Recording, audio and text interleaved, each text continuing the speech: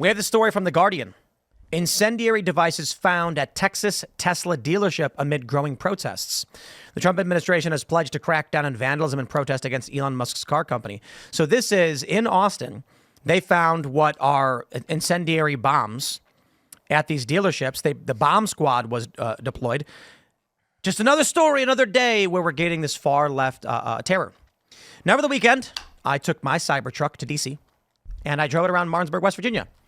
And so on our way to D.C., a woman in a blue car, we're auto driving.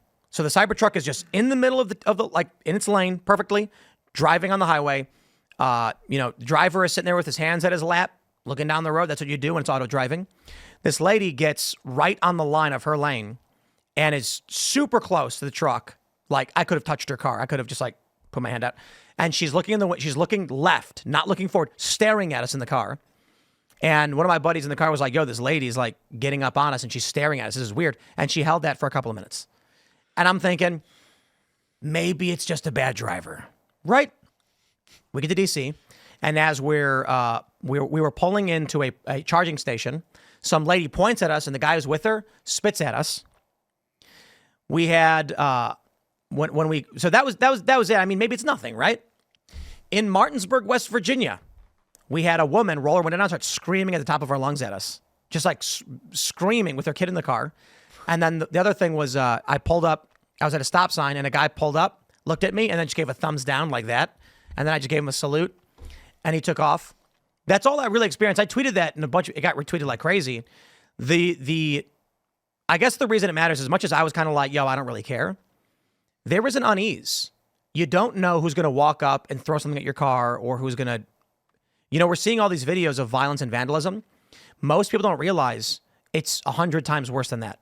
The videos you see of the violence, probably 1% of what's actually going on. Yep. There's a bunch of videos where people are hitting the cars, denting the cars, kicking the cars, keying the cars. But you're not hearing from the people who aren't in Sentry mode. Sentry mode is when the car records everything around it. Most people aren't using that. They don't think they need it, right? So their cars are getting damaged. I got to tell you, I drive that truck around, and you can see it. These people are freaking out. Yeah. Now, one last thing on this. A middle-class guy, liberal, 2 years ago, buys a Tesla for $30,000. He finances it.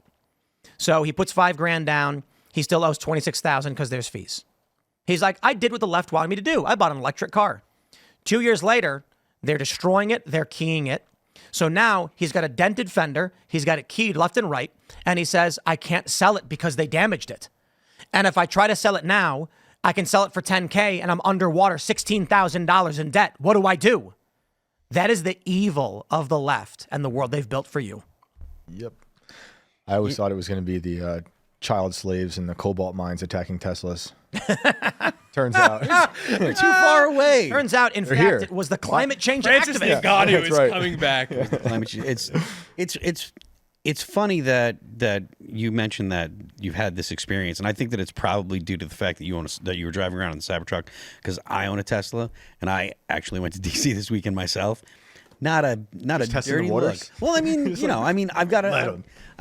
me and Sarah went to look at to see the cherry blossom. Yeah, but you also kind of have a "don't f with me" look. I mean, look, man, I'm not some tough guy or whatever, and I'm there with my girlfriend and stuff, and it's like, I do drive a black S, so it's not like some kind of like, it doesn't stick out the same way that a Cybertruck does, and I think that that's probably why, people took notice of Tim, is because of the vehicle itself. I think maybe tomorrow I'm going to send out a film crew and one of our armed guards just to park the vehicle and like, just I hate to say we're gonna have an armed guard. There's no intention for violence. We want to interview the people who actually try to come up and engage the vehicle or do whatever they would do with it. The moment they come near it, we'll have the cameras come around the corner and just be like, what are you doing and why are you doing it? So I can hear what these people have to say. It's like To Catch a Predator. Right, exactly. but for Cybertrucks. For Cybertrucks. Yeah. And then, try and have them respond and be like, most people who bought these vehicles did it apolitically.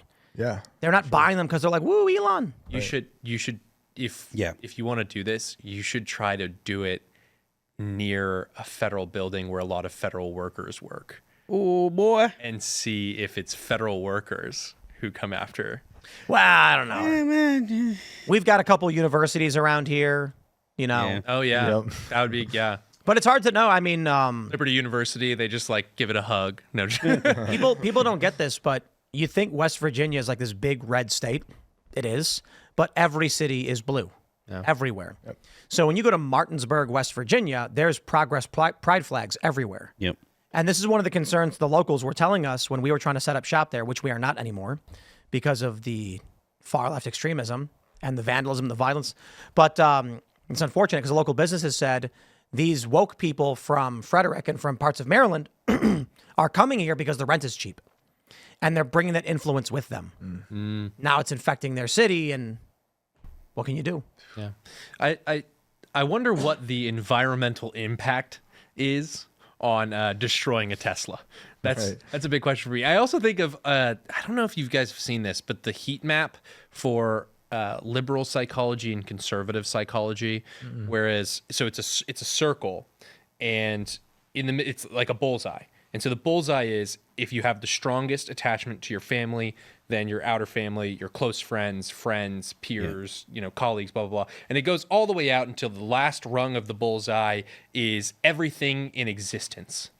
And the conservative heat map is really concentrated on those first fundamental units of society. Your peers, your colleagues, your family, your friends, right? Really centralized. For the left, the heat map actually focuses on rung 13 or 14, which is all living things, including trees and plants. So it's this brothers Karamazov problem where you can't love individual people or things or your community. You have to love everything in the abstract. And I feel like this is that. It's a little bit real life. It's a little bit worse, actually. The researchers described it as inert objects.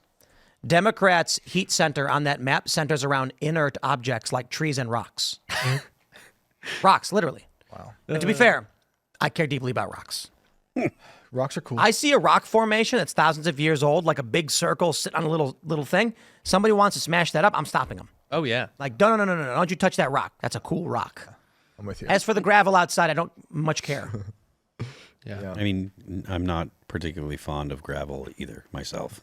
Yeah, gravel's bad. But that's what this is, right? Yeah. It manifests in your community, which is these people don't actually care that they're destroying your Teslas. They're so fixated on loving, the government or loving America in the abstract that they don't actually know or understand or have any sense of what it actually is, right? Because they've decided that America is this amorphous thing that I get to decide what it is at any point in time. And if that requires me destroying someone's Tesla or getting out in the streets during Summer of Love and burning down whole neighborhoods or not calling the police when I see a crime happen on the street or locking up Daniel Penny, any of those things are totally fit in to this psychological matrix that people have actually mapped now, and we get to see how deranged this movement actually is. I just think it's a cult, and sometimes I watch some of these other podcasts sometimes, and I know that many of these other prominent personalities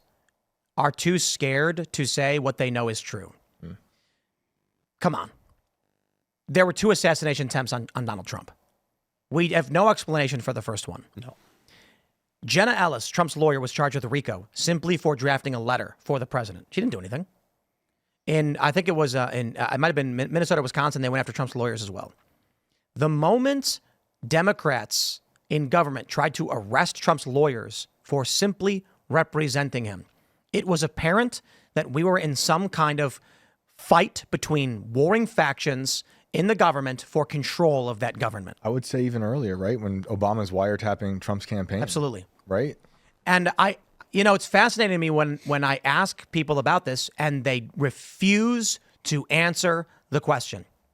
I am not saying anything. It's like, it's not an opinion statement. It is a fact question.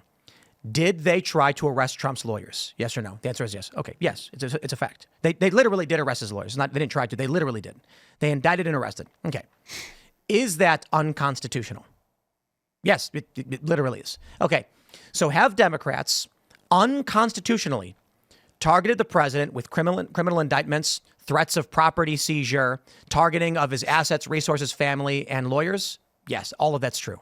What do you call that? It's an honest question. There's no gotcha. There's no trick question. I don't know.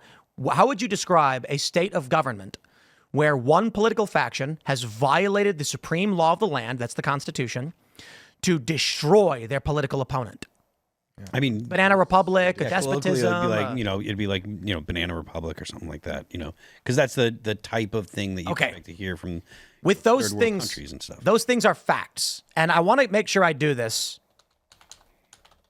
because for a lot of people who don't know, here you go.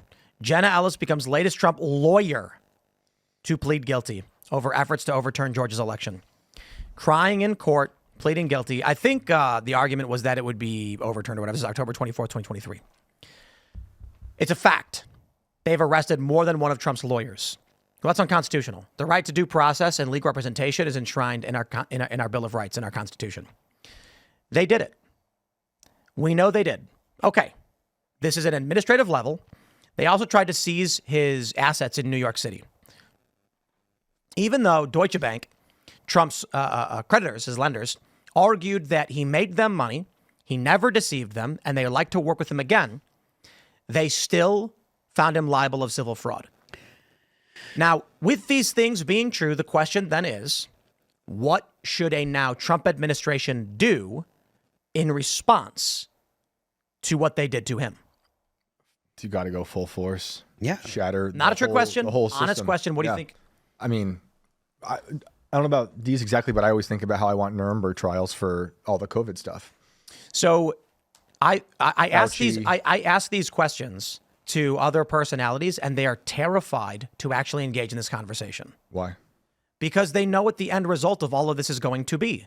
Life is not going to be fun at all. It's going to be scary. They shut the world down already. But it's I know. And people have always hoped they can just lay on the floor and the mob will pass their house by. Mm-hmm.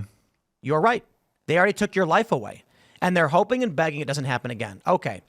If Donald Trump does not criminally charge, indict, investigate, if Dan Bongino and Kash Patel do not go after these individuals who violated the Constitution, targeting their political opponent, you have no country. Totally.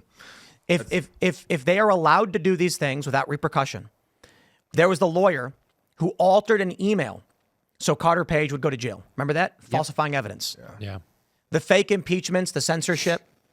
The only rational conclusion is, for anybody who knows the truth, Trump must investigate, indict, arrest, and charge politicians, attorneys general, district attorneys.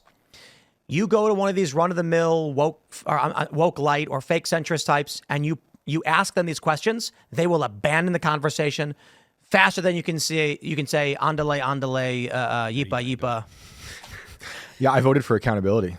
I want, like, these people mutilated our society, and first they attacked us during lockdowns, forced people out of their jobs, destroyed families. We can go through the whole list, and then they went after Trump super hard. So I want accountability. There's the meme that Trump puts out there, not after me, they're after you. I'm just in the way.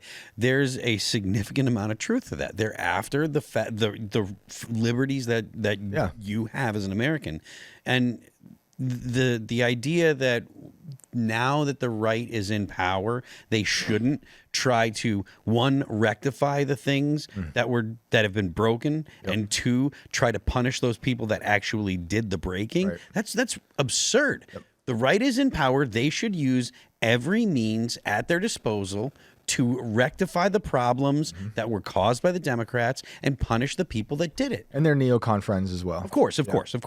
Thanks for checking out this clip from Timcast IRL. Make sure to watch the show live Monday through Friday at 8 p.m. Subscribe to this channel, and we will see you all there.